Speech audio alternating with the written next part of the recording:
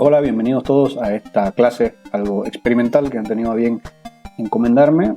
Espero sinceramente que el tiempo que van a invertir conmigo valga la pena. Juntos vamos a conocer en primer término los fundamentos, las definiciones básicas de esto que se llama gamificación o ludificación o gamification. E inmediatamente vamos a salirnos un poquito del margen y explorar las potencialidades, las posibles betas que se pudieran explotar de este conjunto de técnicas en los temas que a nosotros nos quitan el sueño, vale decir, procesos sociopolíticos, sociales, socioculturales, de formación de ciudadanía, de comunicación política, de participación ciudadana, etc. Comenzamos.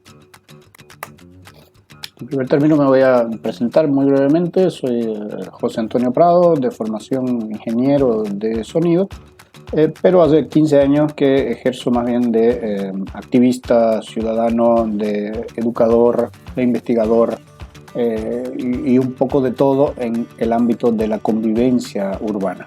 Estoy a cargo del programa de formación ciudadana del CEDURE, un centro de investigación, y estoy dirigiendo hace algunos años ya una iniciativa, una campaña de formación ciudadana de 10 años denominada Revolución Jigote, en la cual trabajamos con población sobre todo joven, pero no solo, y exploramos distintas metodologías de educación alternativa en torno a los temas de convivencia urbana. Bien, como les adelantaba, lo que vamos a hacer a lo largo de esta breve clase es explorar las potencialidades de adoptar este conjunto de técnicas denominado gamificación en las estrategias de comunicación política y formación ciudadana mínimamente. Para eso debemos comenzar por establecer este breve listado de herramientas, metodologías, enfoques que son a los que nos vamos a adscribir para el resto de esta charla, comenzando por las célebres TIC, las tecnologías de información y comunicación. Quien quiera navegar en las aguas de la gamificación tiene que dominar estas tecnologías.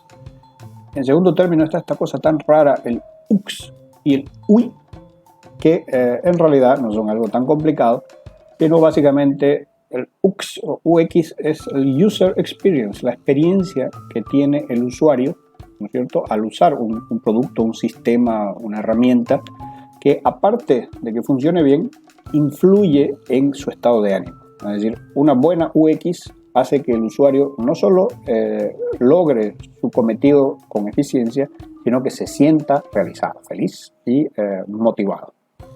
Complementario a esto de la UI es el User Interface, la interfaz de usuario, que es básicamente a través de qué se consigue la experiencia de usuario. Botones, imágenes, las ventanas, ¿no? Lo que uno ve y con lo que uno interactúa para conseguir esta experiencia de usuario. Brevemente les quiero mostrar cómo se define el diseñador de experiencia de usuario, un nuevo oficio, el UX Designer. Fíjense, entre las actividades que debe realizar un UX Designer es investigar a sus beneficiarios, sus clientes, sus usuarios. Tiene que saber evaluar indicadores, etcétera. Tiene que saber analizar datos. Tiene que dominar esta nueva disciplina que es la arquitectura de información. Y en general, fíjense, lo multifacético que se espera de un diseñador de experiencia de usuario. Deben tener conocimientos generales de psicología, sociología, antropología, tecnología, desarrollo de productos digitales, comunicación, marketing, negocios, ventas, diseño industrial y diseño gráfico. Es decir, todos unos personajes son estos UX designers. Esto de la experiencia de usuario está en el marco de un paradigma nuevo de diseño de soluciones, que es esto del diseño centrado en el ser humano, a diferencia del paradigma clásico, que es el del diseño enfocado en resultados. Quiero mostrar rápidamente tres definiciones que encontré en el blog de esta especialista, Andrea Cantú. La primera es la definición ISO, que habla de sistemas interactivos, que tienen que ser útiles, usables, etc., pero ya dice que se enfoca en sus usuarios, necesidades y requerimientos. La segunda definición que nos compila Andrea Cantú es la de Donald Norman, que define ya esto como un proceso que requiere una comprensión profunda de las personas. Esto ya nos resuena, ¿cierto?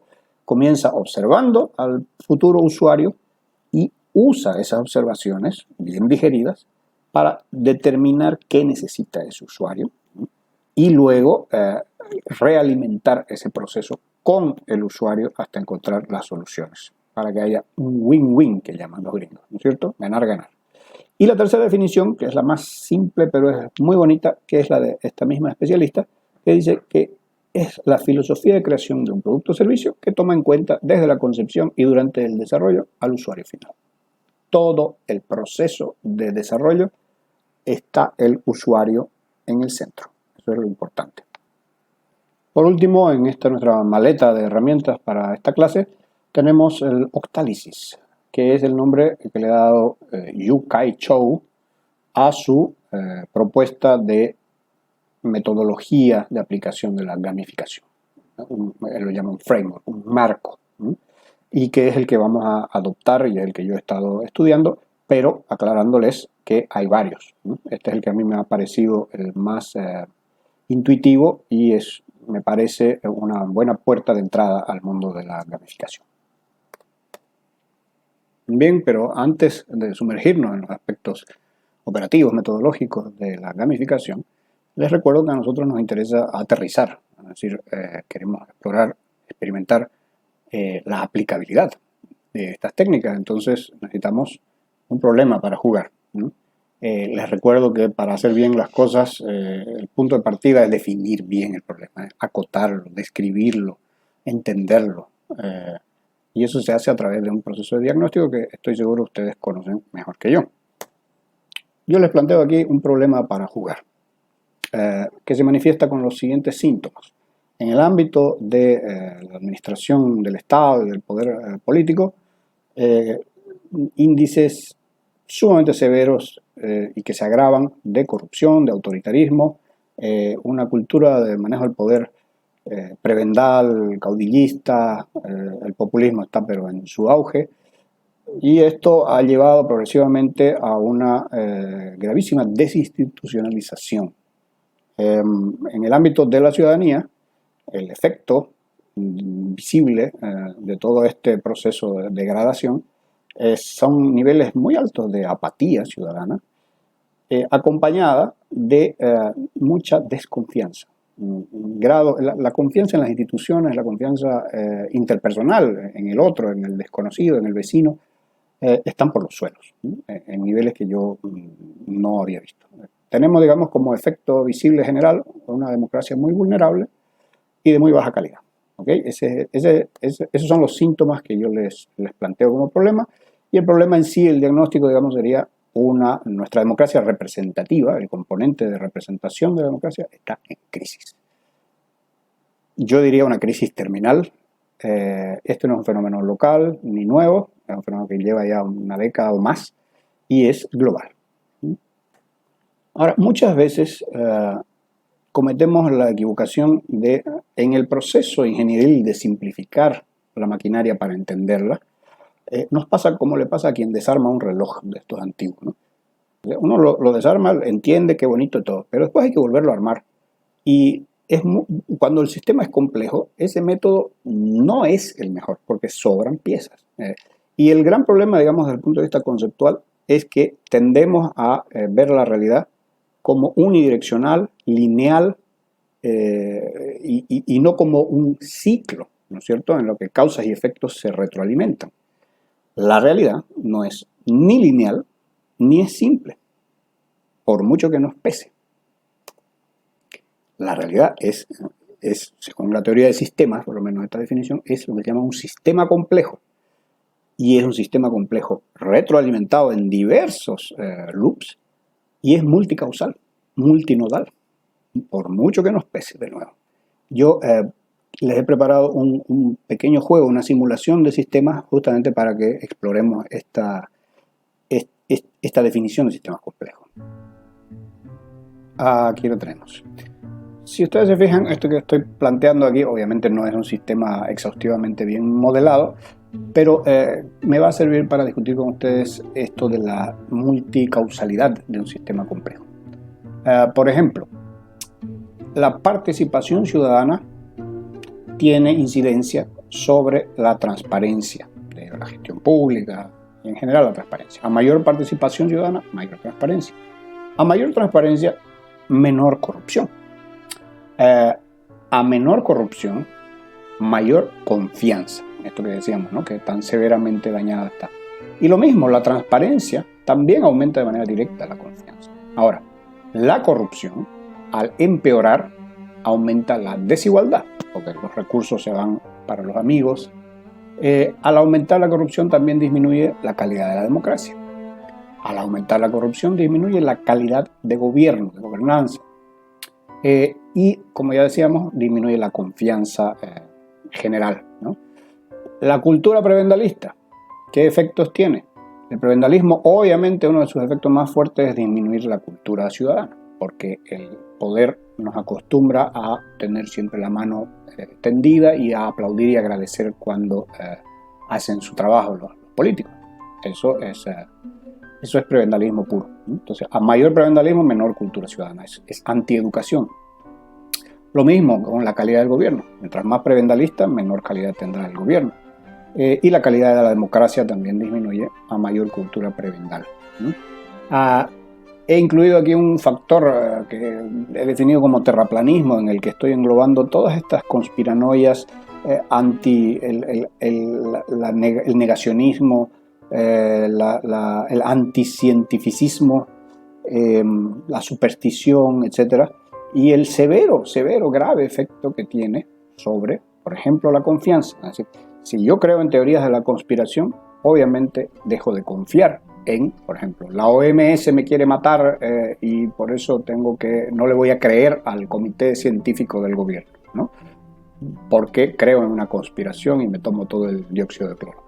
La confianza en sí misma, al disminuir, cede el paso al terraplanismo. Es decir, si yo no confío en el Estado, pues cualquier conspiración me la voy a creer. Es decir, el Estado quiere comerse a tu hijo, me la voy a creer, ¿no? Entonces, confianza y terraplanismo son un bucle realimentado muy, muy, muy severo, ¿no? Ahora, ¿qué pasa con la cultura ciudadana? Cuando aumenta el índice de cultura ciudadana, disminuye la apatía, ¿no es cierto? Porque quien entiende mejor cuál es su rol se estimula, ¿no? Quien entiende la convivencia tiene ganas de hacer su parte, de participar, etc. Ahora, la participación en sí misma, salir a actuar, es profundamente pedagógico. Por lo tanto, a mayor participación hay mayor cultura ciudadana. Es un proceso educativo, ¿no? Y ya dijimos, la cultura ciudadana disminuye la apatía. La apatía es contraria a la participación. Al disminuir la apatía, aumenta la participación. Es un ciclo positivo.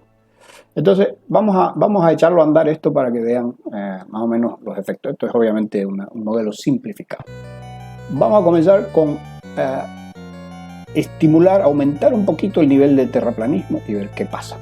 Entonces, se fijan, lo primero que hace es disminuir la confianza, que ya estaba bajita, confianza pública.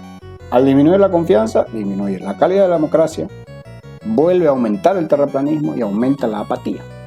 Con la apatía disminuye la participación, disminuye la transparencia, disminuye la cultura ciudadana. Fíjense cómo la corrupción y la desigualdad se van para arriba y fíjense cómo nuestro modelo ha colapsado. Esto es una democracia colapsada, ¿no? Probemos otro parámetro. ¿Qué pasa si más bien de alguna manera aumentamos el nivel de cultura ciudadana? Eso tiene una incidencia en la apatía y nos vamos en el sentido contrario. Fíjense cómo el círculo virtuoso inmediatamente modera los síntomas de una democracia enferma. Y tenemos en este caso un sistema virtuoso, funcional. Insisto, estos son modelos simplificados, pero creo que con esto me explico a qué me refería con esto de los sistemas complejos. Volvamos. Queda claro entonces a qué nos referimos cuando hablamos de un sistema multicausal y retroalimentado. La realidad se comporta así. Y como hemos visto, nuestro problema de juguete puede muy bien definirse como una relación tóxica, como dicen los adolescentes, entre sociedad civil y clase política. La sociedad civil elige, una sociedad civil desinformada y apática, elige a los peores para administrar la cosa pública, y los peores, que tontos no son, se ocupan de mantener a la sociedad civil desinformada, desempoderada, desconectada, ¿no es cierto?, para que de esta manera se perpetúe este círculo vicioso que mucho beneficia a quien quiere medrar de lo público. Para romper un círculo vicioso de estas características, ¿no?, dinámico y perverso, se necesita una fuerza externa. ¿Por qué? Porque ustedes conocen ese principio de la física que dice un objeto en movimiento permanecerá en movimiento hasta que una fuerza contraria o distinta lo frene, lo desacelere, lo detenga o lo desvíe. En este caso esa fuerza no está. La clase política no tiene ninguna intención de generarla y la sociedad civil no puede. Yo esto me lo explico con una teoría que me marcó mucho cuando era un universitario hippie y quería hacer cambios profundos en mi personalidad. Y leía uno de estos chamanes, algún esotérico por ahí, que hablaba de que para cambiar algo vos necesitas tener la energía para hacerlo. Y generalmente todas las personas ya tenemos distribuida nuestra energía. La tenemos invertida, gastada, asignada. Y es muy raro el adulto que tiene una cantidad significativa de energía. Incluso los tiempos de ocio que uno dedica, si el sábado voy a estar en mi hamaca escuchando mi partido y tomando mi cerveza, eso no es energía libre, disponible. Está invertida. No en trabajar, pero está ya asignada, ¿no? Entonces, un adulto que no tiene energía disponible, usable y en cantidad suficiente, no va a poder generar cambios ni en su personalidad, ni en su entorno, etc. Lo que decía este viejo hippie era que antes de intentar el cambio, lo que hay que trabajar es en liberar energía. Es decir, encontrar cómo la estás usando y estratégicamente dejar de hacer alguna cosa que te consuma mucha energía para que esa energía quede disponible y ahí recién intentar el cambio de hábito o lo que fuera. Esto mismo yo lo aplicaría a la sociedad, ¿no? Y es una analogía a lo que hacen los ingenieros, los químicos, los científicos en general con las aleaciones, cuando combinan átomos de una cosa, moléculas de una cosa con la otra. Lo que necesitan hacer para reconfigurar los materiales, por ejemplo, es primero liberar esos electrones y después generar nuevas conexiones, ¿no es cierto? Básicamente eso, soy un ignorante en el tema, pero es básicamente eso. Análogamente, lo que nosotros necesitamos es generar motivación, es decir, energía disponible en la ciudadanía. Motivación e interés son una sola forma de descripción de energía. Y luego necesitamos hacer nuevos enlaces, no dejarla libre esa energía, sino canalizarla en interés hacia la participación en los asuntos públicos y el aprendizaje de la cultura democrática, urbana, etc. Esa es mi pomada. Bien puedo estar equivocado. Entonces, el problema descrito de otra forma, ya como pregunta, es ¿cómo hacemos para motivar el interés de la ciudadanía y cómo hacemos para dirigir ese interés hacia lo que a nosotros nos parece que es importante? Y aquí entonces, habiendo descrito y definido lo que necesitamos hacer, hipotetizamos, ¿no? Lo que yo les propongo es que el diseño de una estrategia gamificada y su implementación adecuada y sostenida, esto es muy importante, puede resultar en mayor involucramiento, aprendizaje, cultura ciudadana y participación política del público objetivo de esta estrategia, ¿no? Al gatillar en ellos motivaciones que lo guíen y lo acompañen hasta, esto es importante, suena medio trucho, su autonomía energética. Con esto me refiero a alcanzar, superar cierto umbral de estímulo externo hasta que ya no sea necesario el estímulo externo. Voy a profundizar un poquito más sobre esto más adelante, que suena un poco turbio. Entramos entonces por fin a definir esta famosa gamificación, qué es, cómo se usa, de dónde surge. Obviamente la palabra viene del inglés game, que es juego. Y piensen ustedes, por ejemplo, en la clásica estereotipo del adolescente, ¿no es cierto? Su profesora de colegio se queja de que es incapaz de sostener la concentración, no puede estar 10 minutos quieto, no atiende, no charla, es un desastre, no tiene disciplina, no tiene capacidad de concentración, el tipo está acabado. Sin embargo, ese mismo adolescente es capaz de pasarse un día, 2 días, 3 días con sus noches sin dormir ni comer, avanzando en su juego de rol.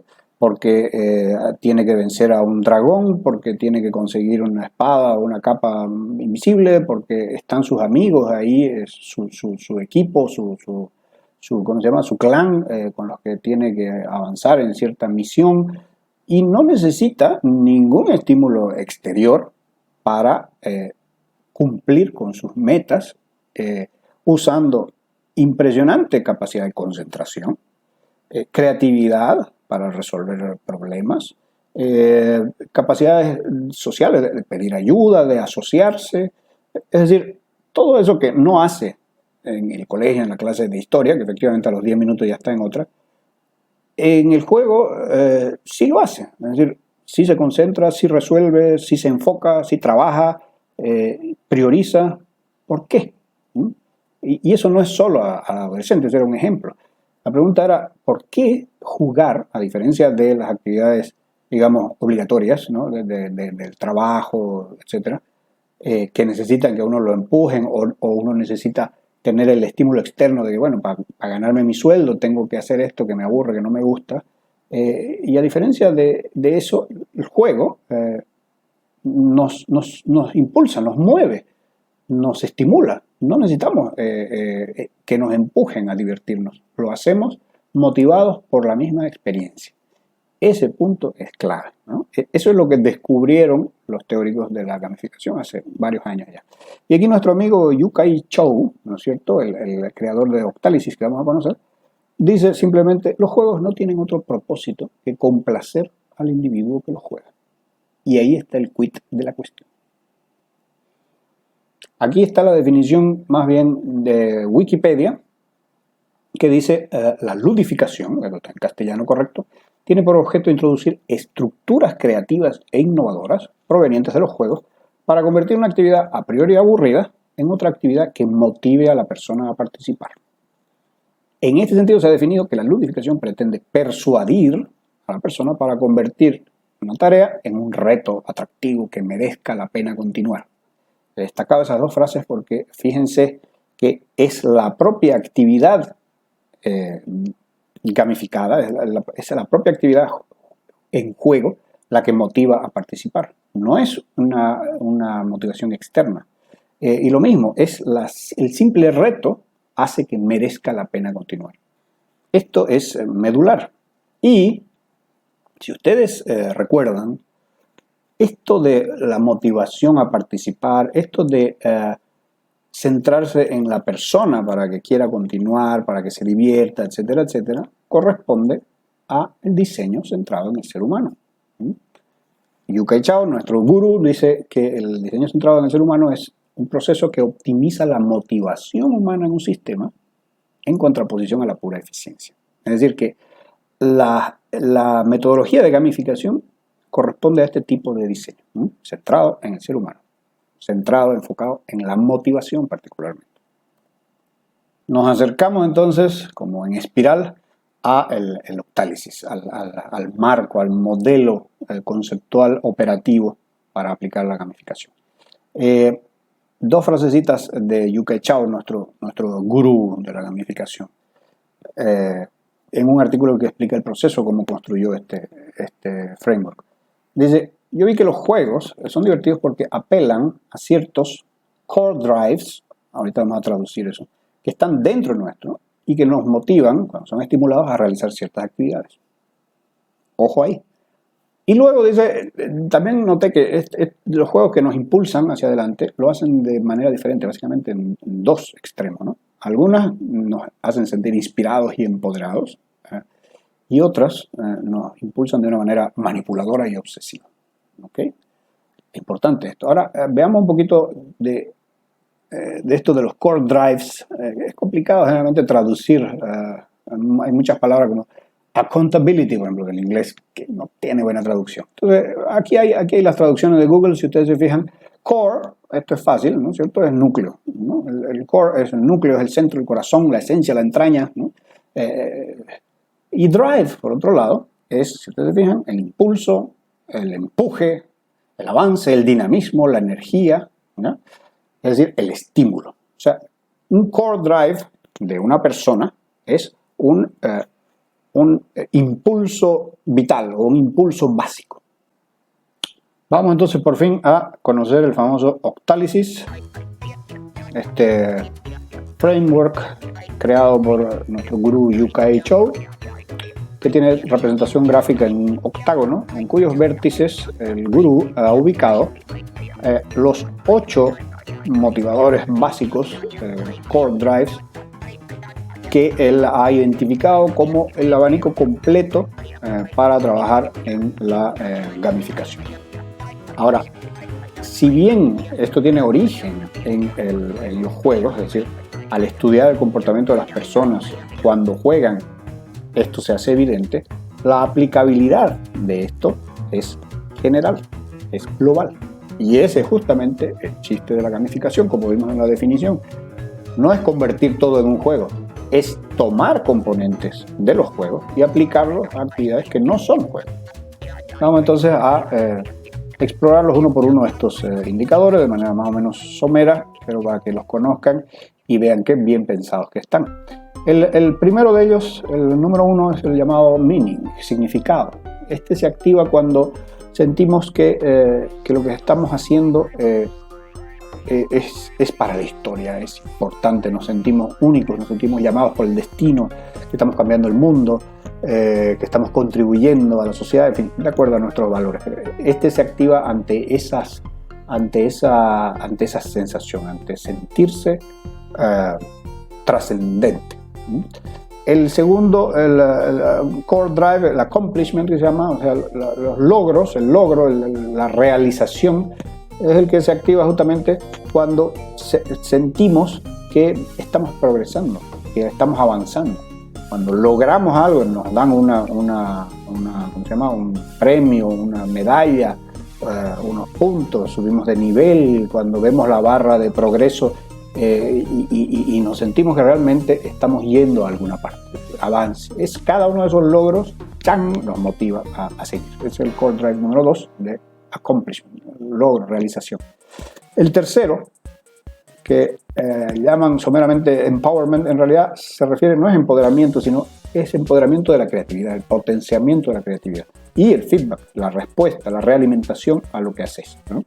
Esto se da cuando, en un juego en particular, cuando tenés espacio para pintar, para crear, para diseñar, para inventar o para resolver creativamente, y además recibir feedback y entonces probás otra cosa, es decir, el sentirte desafiado y el lograr ciertas cosas con tu inteligencia, con tu creatividad, es un motivador importante. El número 3. El 4 que está por acá con estas moneditas que le puse es el de ownership, es de propiedad o posesión, es el relacionado con tener cosas, ¿no? Cuando uno en un juego, por ejemplo, tiene las botas que te hacen caminar más rápido, ¿no? O la capa de no sé qué, o la espada de no sé cuánto, o cuando ganas moneditas que podés canjear por no sé qué otra cosa, todo eso que vas obteniendo, ¿no? Consiguiendo, te motiva, ¿no? Ese es un tipo de motivador que vamos a ver qué particularidades tiene. El número 5 es el relacionado con lo social, ¿no? Es la influencia social, es el que se activa cuando nos conectamos con otros, cuando por ejemplo el uno es el tutor del otro, vení novato, noob, yo te voy a acompañar, te voy a ayudar, cuando somos parte de un clan. También es el mismo indicador que se activa cuando nos sentimos identificados, cuando algo nos recuerda a nuestra infancia, cuando ocurren cuando se visibilizan estos tejidos entre personas. Eso es muy motivador, ¿no? Para cierto tipo de personas. El número 6, que se llama scarcity, está relacionado con la escasez, es la traducción literal de scarcity, pero también con la impaciencia. Es decir, este es un tipo de motivación. Por ejemplo, estos juegos en los que vos sembrás maíz y cosechás el maíz y aparece un relojito, no vas a poder volver a cosechar ese maíz hasta que pasen 45 minutos. Esa impaciencia que te genera es debida a este motivador. Es decir, te quedás jugando unos 45 minutos más porque querés volver a cosechar esos frijoles o maíz o lo que sea, ¿no? Y es porque batallás contra la escasez, por más que no sea real, digamos, ¿no? Pero querés tener y estás ansioso, ¿no? y te quedas ahí porque sos impaciente. Ese es un tipo de motivador muy frecuentemente encontrado en los jueguitos de redes sociales. El número 7 es el llamado unpredictability, ¿no? Impredecibilidad y curiosidad también. Este es el que nos lleva adelante para saber qué pasa después, ¿no? Un juego con una buena historia, una buena historia, te lleva para adelante, ¿no? Porque vos querés saber qué pasa más allá. Este es el mismo World Drive que nos mueve a seguir leyendo un libro, a leer un libro y seguirlo. Queremos saber qué va más allá, ¿no? Y además no es solo la curiosidad, sino también este nerviosismo que te produce el no saber qué va a pasar, ¿no? Es medio ambivalente este motivador. Y finalmente el número 8 le puse por último una lápida, es el que se llama avoidance, evitación en realidad. Es castellano eso, pero suena horrible. Es el motivador a evitar las pérdidas, perder lo que tenés, perder de la vida de tu personaje, perder tus cosas, perder el avance. Por ejemplo, si no jugás 3 días, si no volvés a loguearte en el juego, entonces perdés toda tu experiencia, digamos, ¿no? Entonces eso te motiva a volver, angustiado, pero te motiva, ¿okay? Esos entonces son los 8 motivadores que se combinan, nunca van solos, se combinan para construir la motivación perfecta, entre comillas, para las acciones que queremos que nuestro jugador desempeñe. Ahora, probablemente alguno se haya dado cuenta de que la manera en que están dispuestos en el octágono estos core drives no es aleatoria. Hay una lógica gráfica bastante interesante. Si ustedes se fijan en el lado izquierdo, en el amarillo estos 3 motivadores, el de la escasez, el de la posesión o propiedad y el de los logros, son motivadores en los que se activa la racionalidad, la lógica, cálculos, ¿cierto? Las propiedades, es decir, aquello, quiero eso, necesito conseguir eso, o voy a lograr eso otro, ¿no? O estoy impaciente porque quiero saber, me motiva ese relojito. Son motivadores extrínsecos, es decir, llegan desde afuera, ¿ok? Importante. Por otro lado, en el hemisferio rosadito, si nos fijamos en el Core Drive 3, creatividad, en el 5, socialización, y en el 7, curiosidad, estos son aspectos más bien, es como el hemisferio derecho del cerebro, ¿no? Son los aspectos de la creatividad, artísticos, ¿no? No necesitas una recompensa para pasarla bien con tus amigos, para divertirte, para leer un libro, ¿no? Es la propia actividad, es lo que conversábamos antes, es la propia actividad la que te motiva, es gratificante por sí misma, no necesitas el premio y la cosa externa. Motivadores intrínsecos, ojo ahí. Pero eso no es todo. Si agrupamos los motivadores en los que están arriba y los que están abajo, vamos a notar lo siguiente. Tanto el motivador de sentir que haces algo con significado, como la creatividad, el resolver cosas con tu creatividad, o el ir alcanzando logros y progresar, son motivadores que te dejan cargado, que son positivos, son luminosos, ¿ya?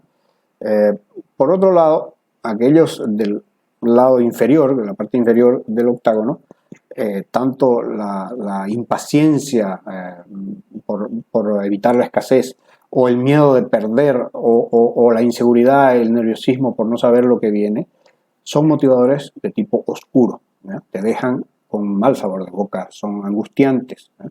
También motivan, pero atentan contra la salud mental y la felicidad. No es que no haya que usarlos, pero hay que usarlos con más cautela. Bien, entonces hemos conocido lo que se llama la fase 1 de Octalysis. Aprendimos a reconocer los 8 motivadores básicos, los core drive que se llaman. Aprendimos además que no están dispuestos en el octágono de esta forma por un capricho, sino que para recordarnos que hay, por ejemplo, algunos que nos motivan de manera clara, prístina, luminosa, inspiradora, mientras que hay otros que nos motivan de una forma más bien oscura, a través de ansiedad, angustia, miedo, incertidumbre, impaciencia, ¿no es cierto? Hay que decir que los motivadores de tipo oscuro son mucho más poderosos que su contraparte. Es decir, empuja mucho más el miedo que el amor, lamentablemente, en la vida. Pero a uno tiene que preocuparle el efecto que está provocando, que puede provocar en su usuario. Es decir, no es algo que se deba usar con irresponsabilidad, sino al contrario, de manera muy quirúrgica, inteligente y estratégica, porque nuestro público objetivo no es un grupo al que queramos sacarle algo, no queremos que nos compre algo y después, si te he visto, no me acuerdo. Es gente con la que queremos establecer redes y lazos. Por lo tanto, tenemos que cuidarla y quererla y mimarla y aprender juntos. Al mismo tiempo, hemos aprendido que el grupo de motivadores a la izquierda, en el hemisferio, entre comillas, izquierdo, responde más bien a la lógica, a la racionalidad, al cálculo frío, y todos ellos, estos tres, el de conseguir logros, el de conseguir bienes, premios, y el de evitar la escasez, y el de básicamente cumplir con lo que uno ansía, son estos tres motivadores de tipo extrínseco. Es decir, todos ellos nos mueven hacia adelante para conseguir algo que no tenemos, sea tangible o no, pero necesitan de ese gancho. No se mueve solo uno a través de estos motivadores.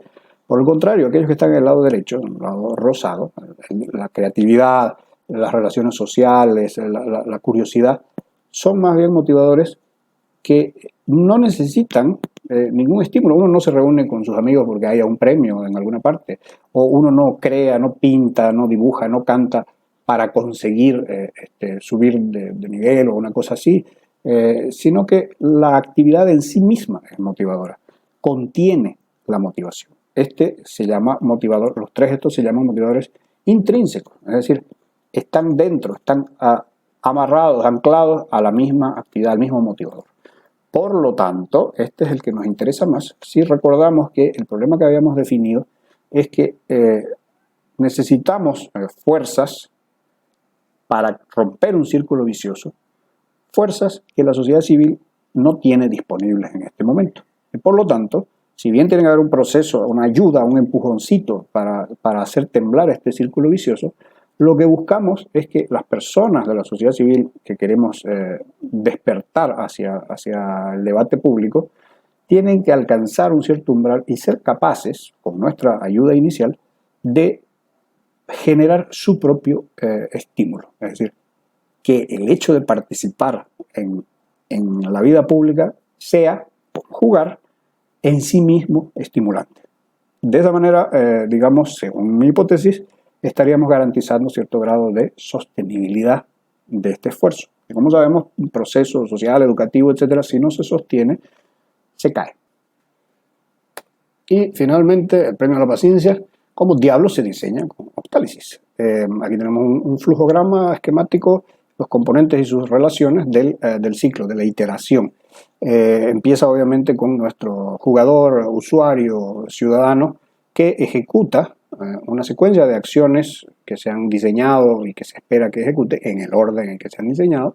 Al mismo tiempo, este jugador observa, se mantiene pendiente del componente llamado mecánica de feedback, que básicamente es aquel que le va dando información, estímulos, lo sitúa, le dice, por ejemplo, esta noche van a salir los lobos, ahí te muestra una cascada, te muestra que eso está brillando, ahí debe haber un tesoro, te dice el indicador de que tu energía está baja, te muestra cuánto te falta de experiencia para subir de nivel, te avisa que los de tu clan te han pedido auxilio, es decir, es todo aquello de la UI, de la interfaz de usuario, pensado con la lógica de UX, de la experiencia de usuario, para gatillar, para impulsarlo, motivarlo a seguir, ejecutar las acciones que se han pensado para alcanzar el objetivo.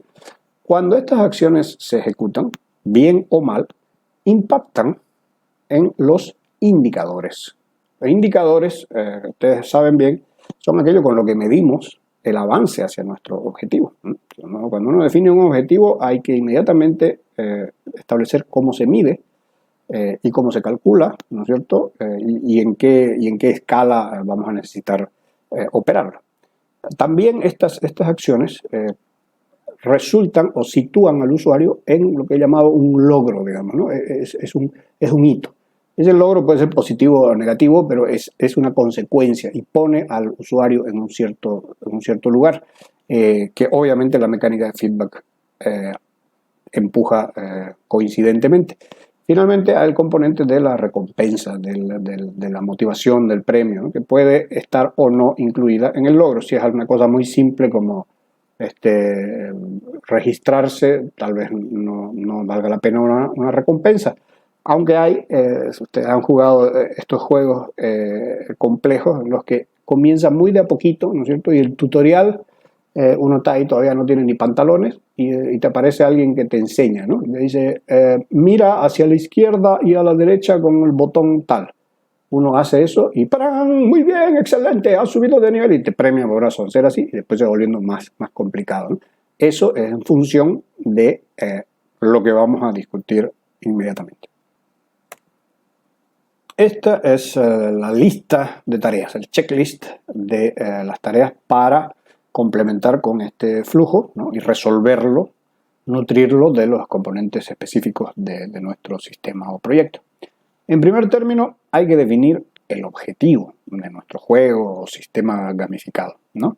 Recordemos que en nuestro caso nosotros teníamos como objetivo esto de generar autonomía energética en los usuarios, y siempre hay que, ya lo dije antes, hay que priorizar, ponderar, definir bien y acotarlo, ¿no es cierto?, para que sea realizable, medible y no quedes con la duda de si avanzaste o no de repente, ¿no? Eso pasa.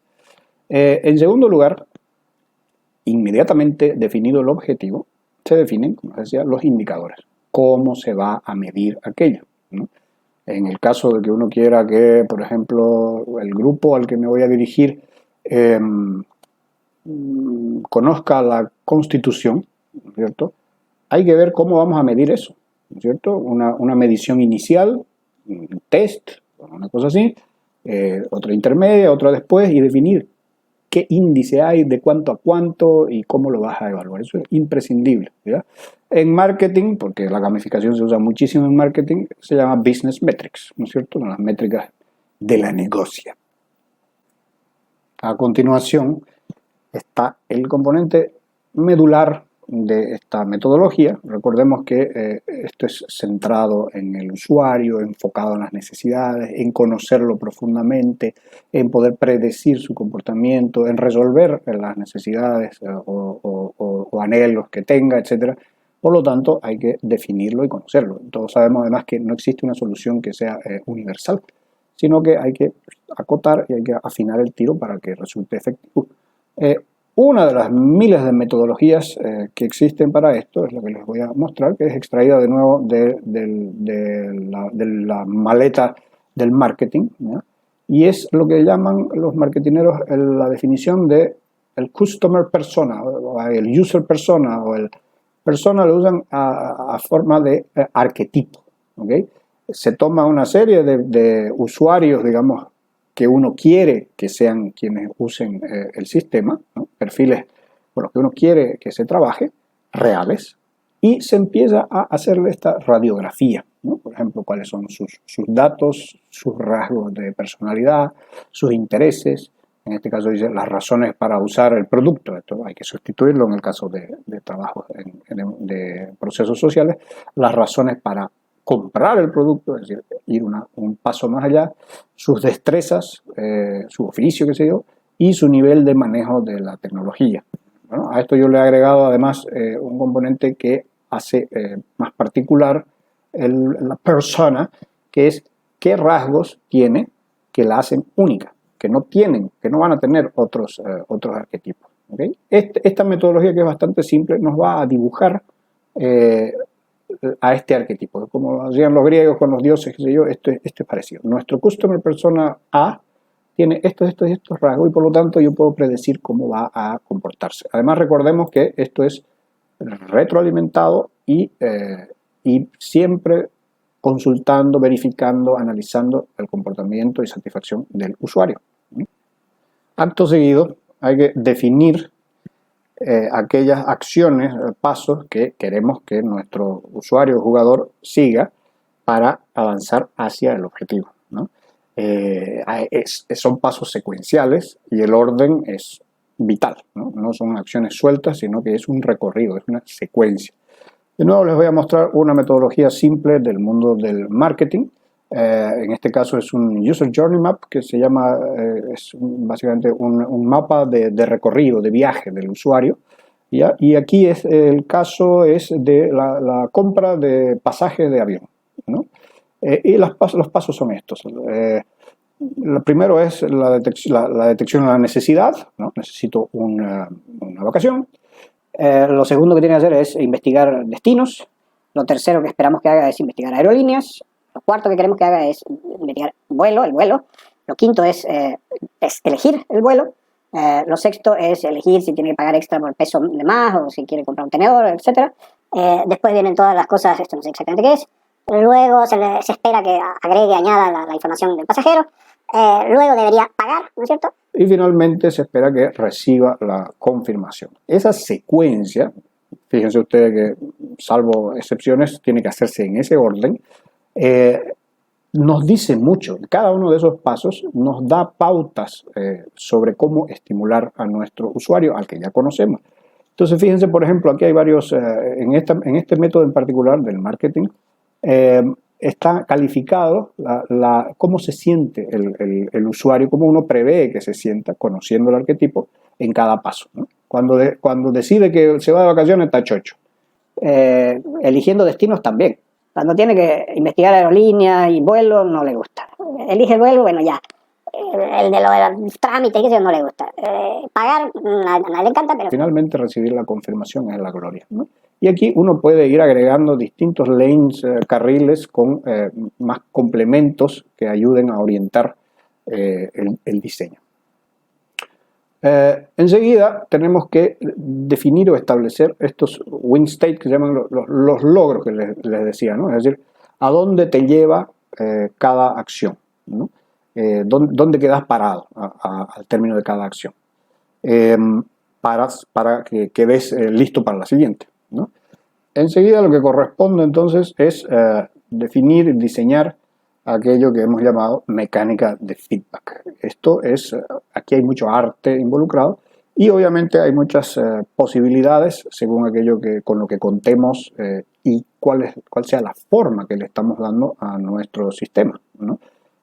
Puede ser un juego, y si es un juego puede ser un juego de rol o una granja de no sé qué. Hay un abanico inmenso que tenemos que definir, ¿no es cierto?, en función de nuestros objetivos, de nuestro estilo, de nuestras capacidades, de nuestro capital, etc. Pero básicamente lo que tenemos que hacer aquí, y aquí es donde entra en funcionamiento en parte el Octalysis, es conociendo a nuestro arquetipo, sus características, fortalezas, debilidades, temperamentos, sus destrezas, su ideología, etc. Y sabiendo cómo responde a A o B, acuérdense que hay que hacer seguimiento y trabajar con el usuario, nosotros podemos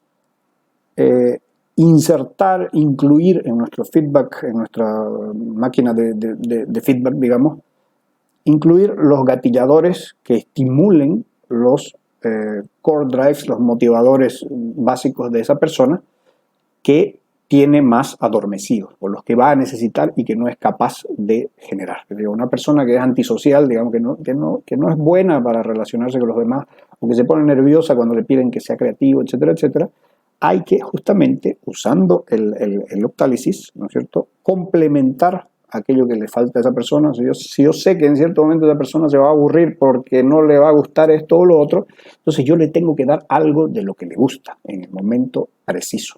De eso se trata básicamente el diseño de esta máquina de feedback, ¿no es cierto?, que en cada momento yo puedo predecir cómo se va a comportar mi usuario y tengo que adelantarme para que esté siempre a gusto, Esa es básicamente la lógica de esto.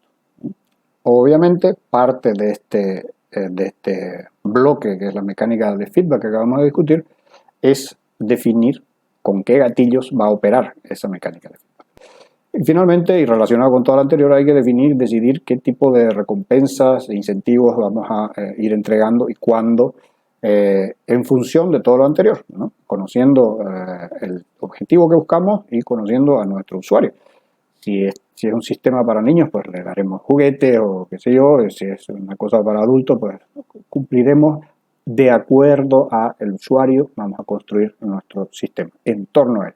Obviamente, lo más inteligente, en mi criterio, es recompensar con elementos que lo motiven a seguir y le sirvan para avanzar. Es decir, por ejemplo, en un juego, cuando logras alguna misión y lo que te dan es te dicen, a partir de ahora, gracias a esta misión, vas a ganar el 10% más de los tesoros que encontré.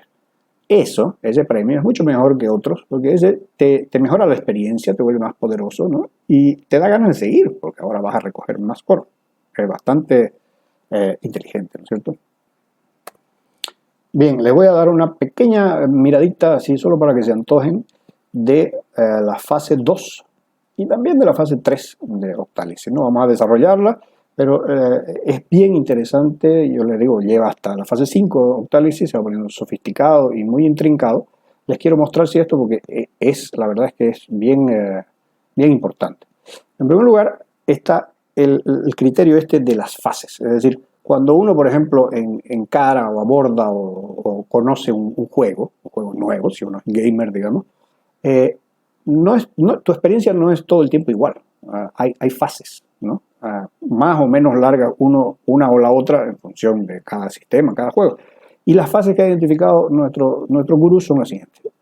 Primero, el descubrimiento. Esto es antes de comenzar a jugar. Es la etapa en la que te enteras de que existe y es el momento en el que, o la fase en la que o abordás, te interesás y lo compras o lo bajás o lo hackeás o lo craqueás o te vas para otro lado. Ahí hay que actuar, ¿no es cierto?, para convencer de que la gente se suba al barco, ¿no? Comience el viaje con nosotros. La segunda, esa generalmente es una fase breve. La segunda, que se llama onboarding, ¿no? La incorporación, es toda esa fase también breve en la que el usuario, el jugador, aprende a jugar, conoce el juego, las herramientas, el tutorial, etc. Y cuando termina esa fase está listo para el grueso, digamos, del juego, ¿no? Que es el scaffolding, que es la parte más larga, usualmente, ¿no? Andamiaje es la traducción, no sé por qué, que es ya el viaje en sí, ¿no? Todo ese ciclo de acciones, no iguales, pero con la misma lógica, que lo hacen a uno avanzar hacia el objetivo, qué sé yo. Hay que ir derrotando a tales y tales y tales e ir avanzando, ¿no? Derrotas a los villanos de medio pelo, luego derrotas al jefe, luego te dan un tesoro, volvés al pueblo, compras cosas con ese tesoro, te compras pociones de no sé qué y vas al siguiente y así, ¿no? Todo eso es el scaffolding, es hasta terminar, entre comillas, el juego. Pero ocurre que la fase de terminar el juego no necesariamente es el cierre y la despedida. El ideal es que no lo sea. El endgame, que es esta fase final, busca retener a ese usuario, a ese jugador, a ese veterano, le dice, a ese ciudadano, en fin. Es decir, por ejemplo, Age of Empires, ¿no? Uno en los años 90 lo descubrió, lo jugó y lo sigue jugando 20 años después, siendo que ya lo acabó, ya lo conoció, pero por alguna razón, es un juego interesante, uno persiste y lo convierte parte de su vida, ¿sí? Por decir una cosa. Entonces, en estas 4 fases de ese proceso de intercambio, de interacción con el usuario, para cada fase hay que hacer un Octalysis. Es decir, en la fase de descubrimiento, nuestro arquetipo, nuestra persona, hay que estimularla con A, B o C cosas para que se anime. Luego, cuando está adentro ya, hay que, de acuerdo a su temperamento, carácter, forma de ser, necesidades, ganas, lo que sea, hay que llevarlo para que le interese aprender y llegue a la siguiente fase. Luego, por ejemplo, si es una persona que se aburre muy rápido, qué sé yo, entonces en la fase de scaffolding hay que darle mucha sorpresa, incertidumbre, es decir, hay que compensar siempre aquellas debilidades o carencias o contrapesos, digamos, que nos haya revelado su perfil, ¿no? Y lo mismo en el endgame, es decir, para cada fase uno actúa, reacciona de manera distinta y por lo tanto tu sistema, tu juego, tu solución, tu estrategia va a tener que actuar, reaccionar ante el usuario de forma distinta. Aquí se ve, por ejemplo, gráficamente que este personaje, este user persona, son muy distintas el comportamiento de nuestro sistema o del juego para cada fase del proceso de interacción. Ahí queda claro. Esta ya es la fase 3, que consiste en diseñar para distintos arquetipos simultáneamente.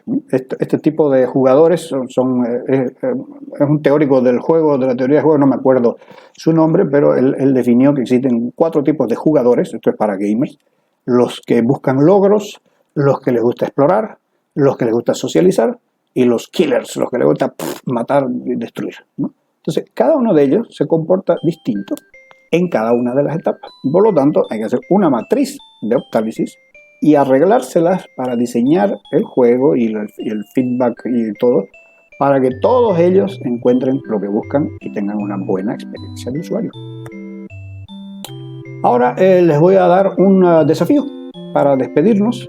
Tienen 2 opciones, ¿ya? No quiero torturarlos, quiero que se diviertan. Esto es parte de la gamificación. Tienen 2 opciones para elegir. Una es la opción amateur, que tiene como recompensa un collarcito de cuentas de vidrio, y la otra es la opción William Wallace, para osados, que tiene todas estas gemas valiosísimas de recompensa. La opción A, la tímida, consiste en lo siguiente: usando obviamente el octágono, el Octalysis, analicen y grafiquen el perfil, o sea, el Octalysis de Facebook, de Twitter, de Candy Crush y de un cuarto producto a elección. No tiene que ser necesariamente un juego o una red social, algún otro producto a elección. Y luego un parrafito o 2 explican qué diferencias encontraron y qué aprendieron de esa comparación. Y en el caso de William Wallace, de lo que se trata es diseñar completa, con todos los pasos que hemos explorado, una estrategia Octalysis, eso sí, de una sola fase, ¿no? Pero para un problema concreto, un público concreto y una meta concretos, que tienen que estar definidos, ¿okay? Elijan, diviértanse y muchas gracias por su tiempo, atención y paciencia. Espero que haya valido la pena. Abrazos.